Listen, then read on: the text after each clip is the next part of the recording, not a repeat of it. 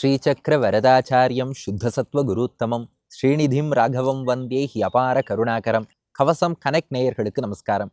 பெரியாழ்வார் திருமொழி முதல் 10 முதல் திருமொழி 7ஆம் பாசுரத்தை இன்றைய தினம் நாம் காண உள்ளோம்.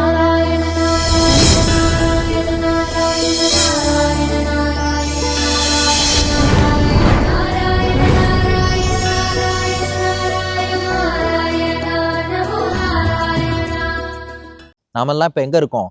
ஆயர்பாடியிலே இருக்கிறோம். அதனால டிவி முன்னாடியோ லேப்டாப் முன்னாடியோ மொபைல் முன்னாடியோ நாம் இப்போது இல்லை. நம் வீட்டிலோ அலுவலகத்திலோ காரிலோ அங்கே நாம் இப்போது இல்லை. மானசீகமாக ஆயர்பாடிக்கு செல்கிறோம். கண்ணன் பிறந்திருக்கிறான், கண்ணன் பிறந்தான், எங்கள் கண்ணன் பிறந்தான்னு நாமெல்லாம் சேர்ந்து ஆனந்தமாக ஆயர்களோடும் ஆய்ச்சிகளோடும் கொண்டாடி கொண்டிருக்கிறோம். பெரியாழ்வார் யசோதை, வெறும் யசோதை இல்லை, பெரியாழ்வார் யசோதை கண்ணனை தொட்டிலே கிடத்தி ஆட்டிய பின் இப்போ கண்ணனை நீராட்டுகிறாள். குழந்தைக்கு புதுசா பிறந்திருக்குன்னா குளிப்பாட்டணும் இல்லையா? பெரியாழ்வார் யசோதை கண்ணனை மடியிலே போட்டு அவனை நன்றாக நீராட்டினாள். அப்படி நீராட்டும் போது குழந்தையோட நாக்க வழிச்சு விடலான்னு சொல்லி பெரியாழ்வார் யசோதை கண்ணபிரானுடைய நாக்க வழிச்சு விட்டா. கண்ணன் ஆணு வாயை திறந்தான். வாயை திறந்தால் அவனுடைய திருவாய்க்குள்ளே 7 உலகங்களையும் கண்டாளாம் பெரியாழ்வார் யசோதை. இப்ப வியந்து போனா, அதைத்தான் முந்தைய பாசுரத்தில் பார்த்தோம். வையம் 7 கண்டாள் பிள்ளை வாயுளே. என்னடா இது, குழந்தை வாயை திறந்தா 14 உலகமும் தெரியறதே. அதனால இப்ப பெரியாழ்வார் யசோதை சுற்றி உள்ள கோபிகைகள் எல்லாம் கூப்பிட்டாளாம். இது என்ன, எனக்கு மட்டும் தெரிந்த உருவெளி தோற்றமா? நம்ம ஹாலுசினேஷன் இல்யூஷன் சொல்றோமே, அப்படி ஏதாவது உருவெளி தோற்றமா, கனவு காட்சியா, இல்ல என்னுடைய கற்பனையா, பிரமையா, அல்லது உண்மையிலேயே தெரிகிறதா? மற்றவாளை கூப்பிட்டு காமிச்சா தானே தெரியும். அதனால எல்லா ஆய்ச்சிகள் கோபிகைகளையும் அழைக்கிறாள் பெரியாழ்வார் யசோதை. எல்லாரும் போறா. நாமும் சேர்ந்து கொள்வோமா? அந்த அற்புதமான காட்சியை காண்போமா? கண்ணபிரானுக்கு நாக்கை வழிக்கும் போது அவன் அப்படியே திருவாயை திறக்கிறான். திருவாயை திறந்தால் மொத்த 14 உலகமும் தெரியுது. எல்லாரும் வந்து எட்டி பார்க்கறா. பெரியாழ்வார் யசோதை காட்டுறா, குழந்தை வாயை பாருங்கோ, குழந்தை வாயை பாருங்கோ. நாமும் பார்க்கிறோம். வியந்து இந்த பாசுரத்தை விண்ணப்பம் செய்கிறோம். முதல் 10 முதல் திருமொழி 7ஆம் பாசுரம். பாசுரத்தை பார்த்துருவோமா? வாயுள் வையகம் கண்ட மடநல்லார் ஆயர் புத்திரன் அல்லன் அரும் தெய்வம் பாய சீர் உடை பண்பு உடை பாலகன் மாயன் என்று மகிழ்ந்தனர் மாதரே. வாயுள் வையகம் கண்ட மடநல்லார் ஆயர் புத்திரன் அல்லன் அருந்தெய்வம் பாய சீருடை பண்புடை பாலகன் மாயன் என்று மகிழ்ந்தனர் மாதரே. இப்போ எல்லோரும் கண்ணன் திருவாயை பார்க்கறா. வாயுள், அந்த வாய்க்குள்ளே வையகம் 14 உலகங்கள். இங்க வையகம்னா பூலோகம்னு மட்டும் இல்ல, மேல் 7 உலகங்கள். பூஹு புவஹா சுவஹா மகஹா ஜனஹா தபஹா சத்தியம். கீழே 7 உலகங்கள். அதல விதல சுதல தலாதல மகாதல ரசாதல பாத்தால. வாயுள் வையகம். கண்ணபிரான் வாயை திறந்தா வாய்க்குள்ள அத்தனையும் தெரியறது. கண்ட, அதை எல்லோரும் பார்த்தார்கள். போன பாட்டுல பெரியாழ்வார் யசோதை மட்டும் கண்டாள். இப்ப மத்தவாளையும் கூப்பிட்டு காட்டுறான். நான் கண்டது ஏதாவது உருவெளி தோற்றமா, கனவா, கற்பனையா, என்னன்னு பார்த்து சொல்லுங்க. இல்ல அசலாவே தெரியறது. வாயுள் வையகம் கண்ட, எல்லோரும் கண்ணால் பார்க்கிறார்கள், நாமும் பார்க்கிறோம். இப்ப கோபிகைகள் பார்த்து வியந்து போறா. அவன் வாய்க்குள்ள 14 உலகம், அதுல பூலோகம், அதுல பாரத தேசம், அதுல ஆயர்பாடி கோகுலம், அதுல ஒரு கிருஷ்ணன் இதே மாதிரி வாயை திறக்கிறான். சுற்றி கோபிகைகள் எல்லாம் பார்த்துட்டு இருக்கா. அந்த கிருஷ்ணன் வாய்க்குள்ள பார்த்தா மறுபடியும் 14 உலகங்கள். அதுல பூலோகம், அதுல பாரத தேசம், அதுல கோகுலம். சுற்றி கோபிகைகள் நிக்கிறா. நடுவுல கண்ணன் வாயை திறக்கிறான். அதுல 14 உலகம் போயிண்டே இருக்கு. வியந்து போய் அத்தனை பேரும் உரத்த குரல்ல கண்ணனை கொண்டாட ஆரம்பிச்சுட்டாளாம். வாயுள் வையகம் கண்ட மடநல்லார்னார் பெரியாழ்வார். இந்த இடத்துல மடநல்லார்னா பெண்கள்னு அர்த்தம். அதாவது ஆய்ச்சிகள் கோபிகைகள், அதாவது பெண்களை குறிப்பிடுகிறார். ஆனா பெண்கள்னு சொல்லாமல் மடநல்லார்னார். அது என்ன மடநல்லார்னா என்னன்னா, மடம் என்று பெண்களுக்கு ஒரு குணம் சொல்லுவோம். அச்சம் மடம் நாணம் பயிர்ப்புன்னு. இதுல மடம் அப்படின்னா பவ்யமாக இருப்பதுன்னு அர்த்தம். ரொம்ப பணிந்து அடங்கி பவ்யமாக இருப்பதற்கு மடம்னு பேரு. இது மணவாள மாமுனிகள் அழகா வியாக்கியானம் பண்றார். மட நல்லார்னா அந்த பணிவு பவ்யம், அந்த மடம்ங்கிற குணம் நன்கு நிரம்ப பெற்றவர்கள். அந்த அடக்கம் பணிவு இருக்கிறதுனால அவ அவ்வளவு எளிதில் சத்தமெல்லாம் போட மாட்டாளாம். ஆனா இந்த அதிசயத்தை பார்த்தவாறே அந்த மடப்பம் என்ற குணத்தையும் தாண்டி அந்த மடநல்லார் கூட ஐயோ என்ன வியப்பு, என்று வியந்து சொல்லும் அளவுக்கு, அப்ப பணிவோடு பவ்யமா இருக்கிறவா கூட வியக்கும் அளவுக்கு இவன் திருவாய்க்குள்ளே ஒரு அதிசயத்தை காட்டிவிட்டான். வாயுள் வையகம் கண்ட மட நல்லார், மடம் மிக்க பணிவு மிக்கவர்கள் கூட அப்பா என்ன வியப்பு என்று உரத்த குரலிலே கத்தினார்கள். யசோதை கேட்டா, ஏம்மா என்ன பார்த்தேன்னு கேட்டா. அவ சொன்னா, நீ என்ன பார்த்தேன்னு சொன்னியோ அதைத்தாம்மா நாங்களும் பார்த்தோம். இது கனவு காட்சி இல்ல, இது கற்பனை இல்ல, உருவெளி தோற்றமும் இல்ல, இது ஹாலுசினேஷன் இல்ல, ட்ரீம் இல்ல, இமேஜினேஷன் இல்ல, இலூஷன் இல்ல, வாய்க்குள்ள உண்மையாவே தெரியுது. இதுல இருந்து என்ன புரியுறதுன்னா, ஆயர் புத்திரன் அல்லன் அருந்தெய்வம். அம்மா, இவன் நந்தகோபன் குழந்தையே கிடையாதுன்ட்டாலும் ஆயர் புத்திரன் அல்லன். இந்த இடத்துல ஆயர் அப்படின்னா வெறுமன மாடு மேய்ப்பவர்னு அர்த்தம் இல்லையா. மணவாள மாமுனிகள் ரொம்ப அழகா சுவையா வியாக்கியானம் பண்றார். ஆயர்னா ஆயர்களின் தலைவராகிய நந்தகோபர்னு அர்த்தம். ஆயர் புத்திரன்னா நந்தகோபருடைய பிள்ளை, அல்லன்னா கிடையாது. ஆயர் புத்திரன் அல்லன். இவன் என்ன சாதாரண நந்தகோபர் பிள்ளையா? கிடையவே கிடையாது. யசோதை பார்த்தா, என்னம்மா திடீர்னு குட்டை தூக்கி போடுறேள், நந்தகோபர் பிள்ளை இல்லையா, ஆயர் புத்திரன் அல்லன்னா? ஆமாமா, அவனுடைய பிரபாவத்தை பாரு. நந்தகோபர் பெற்றெடுத்த பிள்ளைக்கு இவ்வளவு ஆற்றல் இருக்க முடியுமா? ஆயர் புத்திரன் அல்லன். அதனால ஒரு மாடு மேய்ப்பவர் வீட்டிலே பிறந்த குழந்தை இவன் அல்லன். அப்ப இவன் யாருன்னா அரும் தெய்வம். இவன் சாட்சாத் தெய்வம். தெய்வத்திலையும் சாமானிய தெய்வம் இல்ல, அருந்தெய்வம்னா அருமையான தெய்வம், கிடைத்தற்கு அரிதான தெய்வம்னு அர்த்தம். தெய்வம்னு பேர் வச்சுட்டு எத்தனையோ பேர் இருக்கலாம், எத்தனையோ பேர் யார் யாரையோ தெய்வம்னு வணங்கலாம். 10ஓட 11 அத்தோட இது ஒண்ணு இல்ல.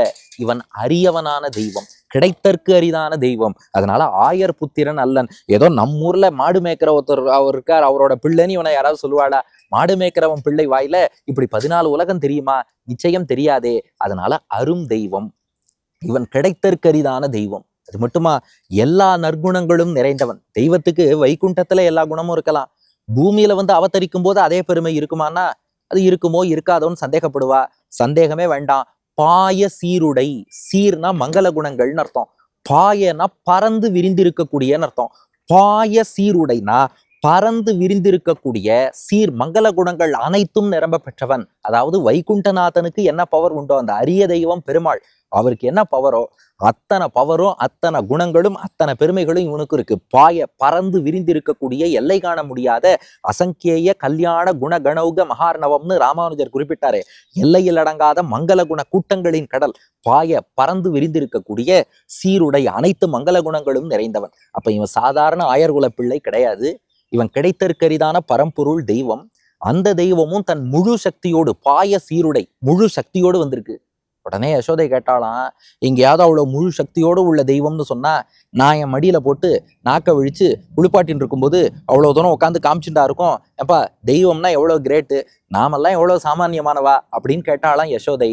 அதுக்கு அவ பதில் சொல்றா, அவ்வளவு பெருமை இருந்தாலும் பாய சீருடை பண்புடை பாலகன். இந்த பாட்டை நன்னா கவனிங்கோ. சீருனாலும் மங்கள குணங்கள்னு அர்த்தம், பண்புனாலும் குணம்னு தான் அர்த்தம். ஆனா மணவாள மாமுனிகள் வியாக்கியானத்துல வேறுபடுத்தி காட்டுறார்.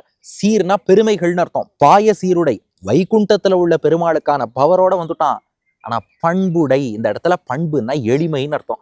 பண்புடை, அவன் எளிமையோடு வந்திருக்கான். தனக்கு அத்தனை சக்திகள் இருந்தாலும் நமக்காக தன்னை குறைத்து கொண்டு நம்ம குழந்தையா மடியில வந்து உட்கார்றான். ஏன் நம்மத்துல சால கிராம வடிவில பெருமாள் எழுந்துருளி இருக்கார் அல்லவா.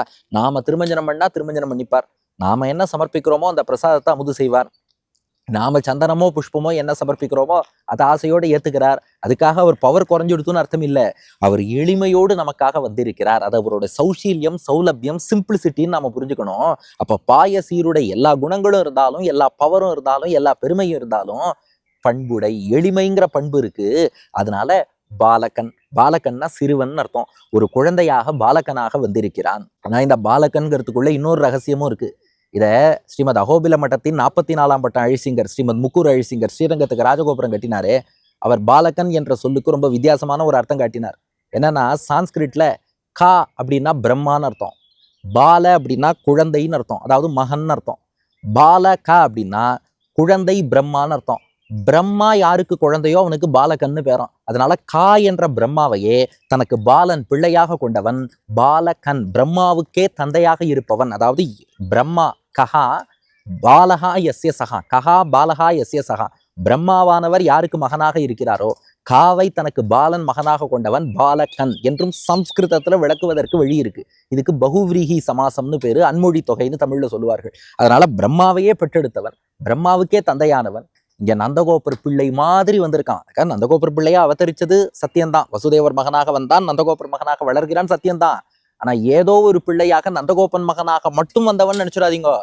சாட்சாத் சர்வேஸ்வரன் அருந்தெய்வம் தான் தன் சக்தியும் குறையாமல் எளிமை நிரம்ப பெற்று இந்த பாலகனாக வந்திருக்கிறான். அப்ப இவன் யாருன்னா மாயன் என்று மகிழ்ந்தனர் மாதரே. மாயன்னா வியக்கத்தக்க சக்தி கொண்டவன், ஆச்சரிய சக்தி கொண்டவன் அர்த்தம். அதாவது நம்மாழ்வார் திருவாய்மொழியில பாடினார், வியப்பாய வியப்பில்லா மெய்ஞான வேதியனை. பகவானை பார்த்தா வியப்பே வியந்து போகுமா. யாரோ சொல்றாளே, அதிசயமே அசந்து போகும் நீ எந்தன் அதிசயம். பெருமாள் தான் அது. மாயன், அவனை பார்த்தா அதிசயமே அசந்து போகும், வியப்புக்கே வியப்பு வரும். மாயன் அப்படிப்பட்ட சர்வேஸ்வரன், ஆச்சரிய சக்தி கொண்டவன், அற்புதங்கள் செய்ய வல்லவன், பல அற்புதம் செய்ய போறான். அதுக்கு ஒரு முன்னோட்டம் ட்ரெய்லர் தான். வாய்க்குள்ள வையகத்தை காமிச்சிருக்கான். மற்றவாளால செய்ய முடியுமா? உலகம் எவ்வளவு பெருசு, வாய் எவ்வளவு சின்னது, இந்த வாய்க்குள்ள உலகத்தை காட்டுறான்னா அப்ப அவன் தானே மேஜிக் மேன், அவன் தானே மாயன், ஆச்சரிய சக்தி கொண்டவன். மாயன் என்று மகிழ்ந்தனர் மாதரே. மாதர்னா பெண்கள். அந்த கோபிகைகளாகிய பெண்கள் அத்தனை பேரும் மாயன் என்று மகிழ்ந்தனர். இவன் மாயனாகிய பகவான் தான், இவன் திருமால் தான், இவன் ஸ்ரீமன் நாராயணன் தான் என்று அத்தனை பேரும் சொல்லி சந்தோஷப்பட்டார்கள். இப்ப நமக்கு உடனே ஒரு கேள்வி வரும், ஆயர்பாடியில இப்பவே நான் தான் பெருமாள்னு பெருமாள் எல்லாருக்கும் உணர்த்திட்டாரா? கண்ணபிரான் இப்போதே தன் பெருமையை காமிச்சிட்டானா? இங்க அனுபவிப்பது பெரியாழ்வார் யசோதை. பெரியாழ்வார் யசோதைக்கும் இந்த பெரியாழ்வார் யசோதையின் தோழிகளுக்கும் கண்ணன் பெருமாள்ங்கிறது நன்னா தெரியுங்கிறதுனால இதை பெரியாழ்வாரின் அனுபவம்னு நாம் கொள்ள வேண்டும். இதான் 7வது பாசுரம். வாயுள் வையகம் கண்ட மடநல்லார் ஆயர் புத்திரன் அல்லன் அருந்தெய்வம் பாய சீருடை பண்புடை பாலகன் மாயன் என்று மகிழ்ந்தனர் மாதரே. கண்ணபிரானுடைய திருவாயிலே 7-14 உலகங்களையும் அத்தனை ஆய்ச்சிகளும் வந்து பார்த்துட்டு, இவன் சாதாரண நம்ம ஆயர் தலைவர் நந்தகோபன் பிள்ளைன்னு சொல்லவே கூடாது. இவன் அருமையான தெய்வம், தன்னுடைய மங்கள குணங்கள் அனைத்தும் நிறைந்தவனாக வந்து அவதாரம் பண்ணியிருக்கான். எளிமையாலே நம் வீட்டு குழந்தையாக இருக்கிறான். இந்த பாலகன் சாட்சாத் மாயனாகிய பகவான், வியக்கத்தக்க சக்தி கொண்டவன் சொல்லி ஆனந்தப்பட்டார்கள் என்பது பாசுரத்தின் சாரம். இதற்கு அடியேன் வழங்கும் ஆங்கில வடிவம். On seeing the entire universe within the mouth of Lord Krishna, all the gopikas were happy and they said, he is not an ordinary cowherd child. He is the wonderful God. He has incarnated with all his auspicious attributes as well as simplicity என்பது இதற்கான ஆங்கில வடிவம். இனி இதற்கு அடுத்த பாசுரம், கண்ணன் அப்படியே மெல்ல மெல்ல ஒவ்வொரு நாளும் நாளொரு மேனி பொழுதொரு வண்ணமுமாக வளர்ந்து அவனுக்கு 12 நாள் பூர்த்தி ஆயிடுத்து. அதெல்லாம் அதுக்குள்ள 12 வயசோன்னெலாம் பயந்துடாதீங்க. பெரியாழ்வார் அணுவா கண்ணனை ரசிக்க போறார். இப்போ கண்ணன் அவதரிச்சு 12 நாள் ஆயிடுத்து. குழந்தை அவதரிச்சு 12 நாள் ஆச்சுன்னா அடுத்து என்ன பண்ணணும்? புண்ணியாக வாச்சனம் பண்ணி பெயர் சூட்டணும் இல்லையா? அதனால கண்ணபிரானுக்கு அடுத்து நாமகரணம் பண்ண போறா. பெயர் சூட்டு விழா நடக்க போறது. அந்த பெயர் சூட்டு விழா எப்படி நடந்தது? அடுத்த பாசுரத்துல பெரியாழ்வார் கொண்டாட போறார். கொண்டாட்டத்துக்கு நீங்களும் தயாராகுங்கள். பெரியாழ்வார் திருவடிகளே சரணம்.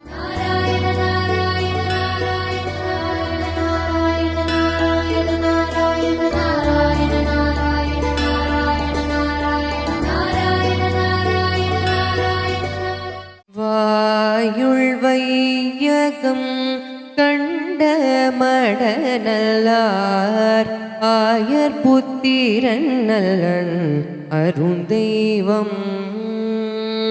வாயுள் வையகம் கண்ட மடநல்லார் ஆயர் புத்திரன் நல்லன் அருந்தெய்வம். பாயசீருடை பண்புடை பாலகன் மாயனென்று மகிழ்ந்தனர் மாதரே. பாயசீருடை பண்புடை பாலகன் மாயனென்று மகிழ்ந்தனர் மாதரே.